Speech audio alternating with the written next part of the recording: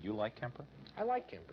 You were able to appear like an ordinary person, non-threatening to... I lived as an ordinary person most of my life, even though I was living a parallel and increasingly sick life, other life.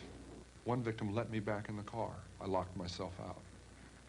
She opened the door for me. My gun was under the seat. What in the hell am I doing telling you that? Am I a masochist? Am I looking to be tormented further? I'm trying to show you just how awful this got, how commanding these rages got. I was raging inside. There was just incredible energies, positive and negative, depending on a mood that would trigger one or the other. And outside, I looked troubled at times. Other times I looked moody. Other times perfectly serene. Not very sane. But again, people weren't even aware of what was happening. You were involved in the campus because your mother worked there. Yes. I was also involved in killing co-eds because my mother was associated with college work, college co-eds, women, and had had a very strong and violently outspoken position on men for much of my upbringing. My mother was a sick, angry, hungry, and very sad woman. I hated her, but I wanted to love my mother. And I watched the alcohol increase. I watched her social life drop off. I watched her get bizarre. She had terrible pain from her life, earlier life, her upbringing, a failed marriage with my father. I'm a constant reminder of that failure. I hate to distill it down into such, into one-word realities like that. There's a lot that leads into that happening, but that is what happened. They represented not what my mother was, but what she liked, what she coveted, what was important to her, and I was destroying it. Why did you actually kill the girls? My frustration, my inability to communicate socially, sexually. I wasn't impotent, but emotionally I was impotent. I was scared to death of failing in male-female relationships. I knew absolutely nothing about that whole area, even if just sitting down and talking with a young lady. I need to be able to really communicate, and ironically enough, that's why I began picking people up. And I'm picking up young women, and I'm going a little bit farther each time. It's a daring kind of a thing. At first, there wasn't a gun. I'm driving along. We go to a vulnerable place where there aren't people watching, where I could act out, and I say, no, I can't. And then a gun is in the car, hidden. And this craving, this awful, raging, eating feeling inside. I could feel it consuming my insides, this fantastic passion. It was overwhelming me. It was like drugs. It was like alcohol. A little isn't enough. At first it is. And as you adjust to that, psychologically and physically, you take more and more and more. It's the same process. So it finally came down to the thing of, do I dare bring this gun out? Already realizing if that gun comes out, something has to happen. It was going to happen. I didn't see it then, but it was going to happen. I was playing a dangerous game with a loaded gun that got us all. On one occasion, Kemper picked up 2 roommates in Berkeley. In that first killing in May of '72, when that gun was pulled out, I launched it out. I had it under my leg, out of sight, parallel to my leg in the seat. It was something that had been thought out in fantasy, acted out, felt out hundreds of times before it ever happened. Kemper drove them at gunpoint to a secluded area near a park. He took one of them into the woods, leaving the second girl tied in the car. I'd just gone through a horrible experience with her roommate, stabbing her. And I was in shock because of that. I couldn't believe that it was that way. And I'm walking back there bewildered. I gotta kill her. I can't let her go. She's gonna tell on me. Everybody's gonna get me.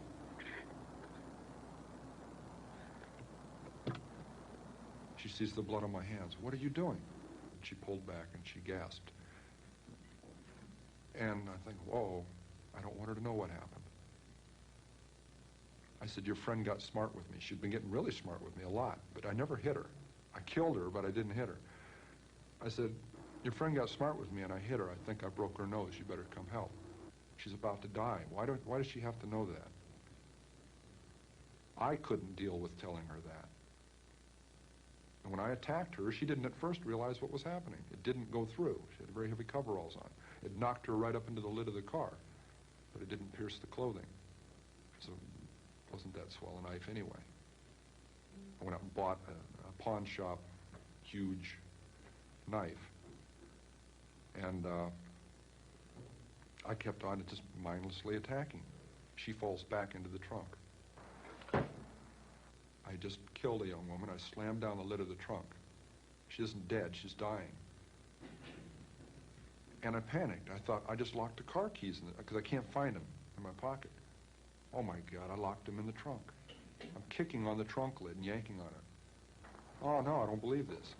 I started to run, and I tripped over the gun that I'd had in my pants that I had totally forgotten was there. I stopped. I said, stop and think. I collected my wits.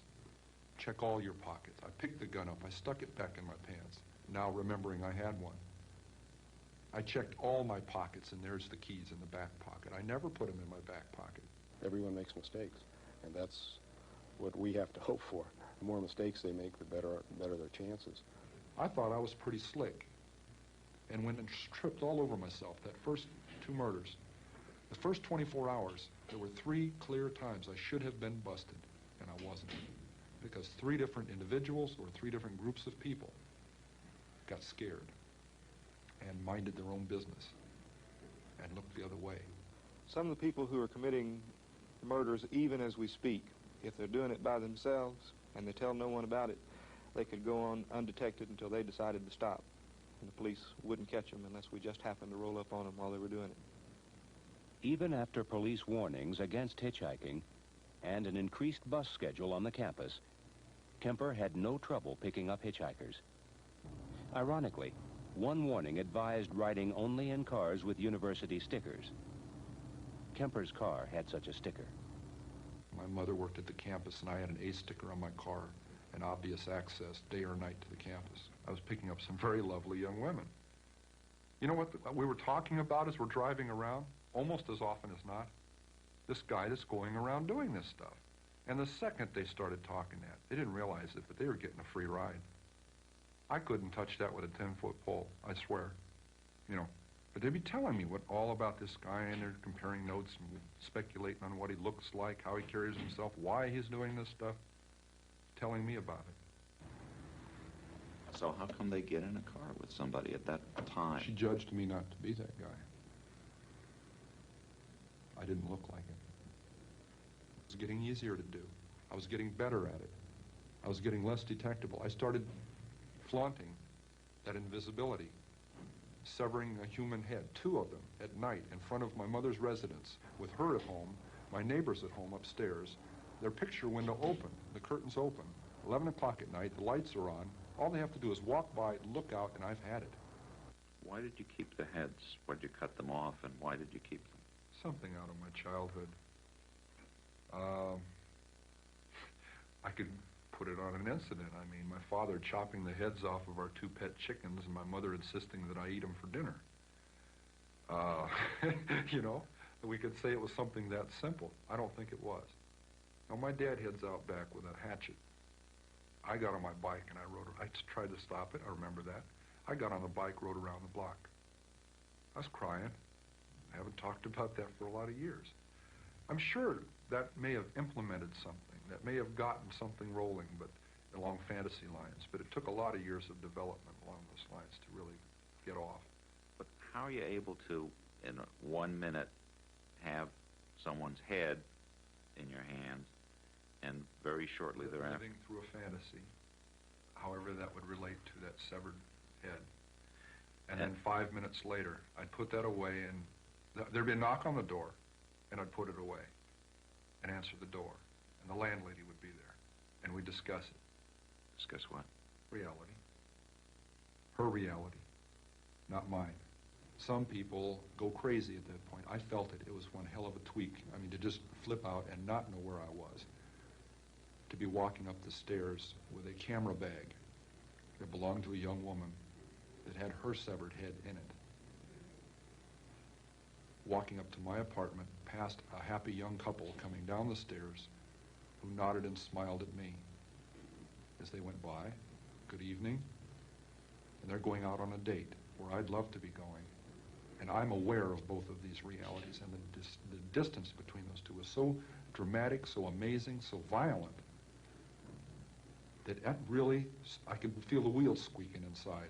That was really pulling on it. And I imagine at that point some people break. But I didn't literally go insane. I didn't get lost. And all this time, Kemper was able to seem normal. He even hung out at a bar across the street from the courthouse, making friends with policemen, trying to pick up information. They'd buy me a beer, I'd buy them a beer. Casual relationships, but I was poking around a little bit trying to find some things out. I knew they wouldn't be privy to hot information, but there were some things that were bothering me, like were there any speculations on how they were dying. Did the cops like you? Like I said, a friendly nuisance. I got in the way, and it was deliberate. Again, friendly nuisances are dismissed. How did you get the knowledge to outsmart the police? Watching television, believe it or not. Joseph Wambaugh, police story. Got some tremendous insights into not just the gimmicks, the actual things, the tidbits that he would pick up from their procedures, but the mechanics behind that, the logic behind it, was I would not allow myself to walk into even a potential trap of behavior. And one of those was talking about those crimes too much to people, initiating conversations about that. There was a memorial service for 2 of the victims. Yes. Were you tempted to go? Yes. But I'd seen one too many episodes of one too many crime shows where that is one of the available resources for clues. Tracking down the attenders. One man taking pictures of the people there to eliminate as potential suspects. some police department, now they actually came to your house to pick up a handgun. Sheriff's representatives. One of the detectives was upset because he heard I had a .44 Magnum pistol and was a convicted man. He came to take the gun away, and it was on he and his sergeant detective. They were staking out the wrong house. It was across the street, and I'm playing around with the car, standing next to the gun in the trunk. They come over and ask me about, excuse me, sir, do you know who lives in this house across the street here? Well, that house was 609 Harriet. You cross back over to this side into 609 Ord, and they were looking for me and didn't even know that, see what I mean? Bad news. Well, at any rate, we walk into the house to have them ask my mother about this other house, and I'm saying, hey, which 609 are you looking for? And they said, are you Ed Kemper? Yes. And it goes on. And I needed to find out what they were looking for, the murder weapon, the .22 automatic, or the .44 Magnum, and I don't want to advertise that I've got a whole bunch of guns. So I made a comment to divine between the two. And I said, yes, quite a little gun, isn't it? And he retorted, a .44 Magnum, I hope so. And I said, whew, okay, because that loaded .22 was under the front seat and guaranteed me an arrest right on the spot. And .44 was in the trunk. I forgot that. I took them in the house, we went into my bedroom, and the closet doors open, and I have a high-powered rifle with a scope on it. You had some other stuff in the house, too, yes? Yeah. I had the personal effects and identification of the last two co-eds that had been murdered about 2 months before, right next to the guns in the closet, in a box. Could he have seen it? No, but when he arrested me for having all those guns and went through the rest of the closet looking to see if there were any pistols or anything else, he couldn't have helped notice a purse, a book bag, and co-ed ID inside of those belonging to their two latest murder victims. I back up and said, oh, excuse me. I just remembered something. And instantly he responds to what I'm saying. My hand moves. Back we go outside, and he's still thinking, boy, this is a really nice and helpful guy here. Some of these people do what you and I do to become better killers. They practice their trade. Didn't Kemper stop himself toward the end of his career?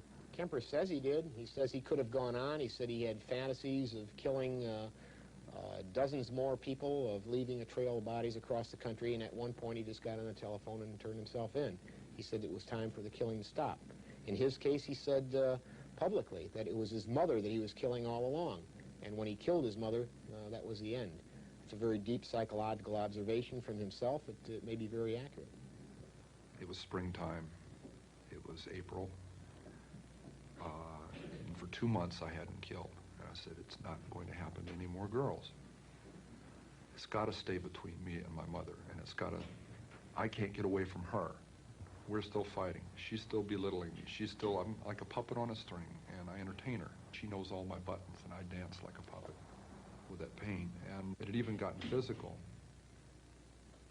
to where I had physically grabbed her and thrown her onto her bed, trying to emphasize a point that I was threatening to kill her. So here I pick up these two young ladies in Berkeley on Ashby Avenue. One has flowers in her hand, petite little dolls. They're in granny dresses, and they're hitchhiking, a couple of real experts. I want to see how together I am, if I can resist this temptation. You going to Walnut Creek? Great.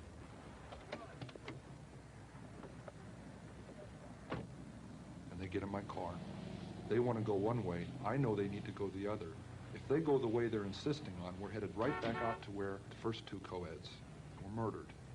And I'm saying to myself, oh my God, all I got to do is relax, and they'll take me to their death. I've got the gun in the car, the same one I've been doing it with. I insisted. As gently as I could, I took them where they needed to go, to their college.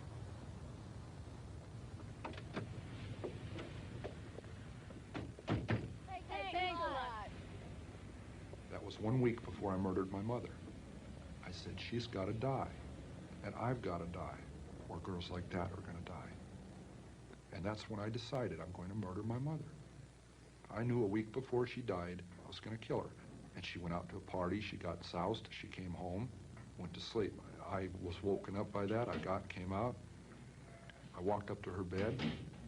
She's laying there reading a paperback, as many thousands of nights before.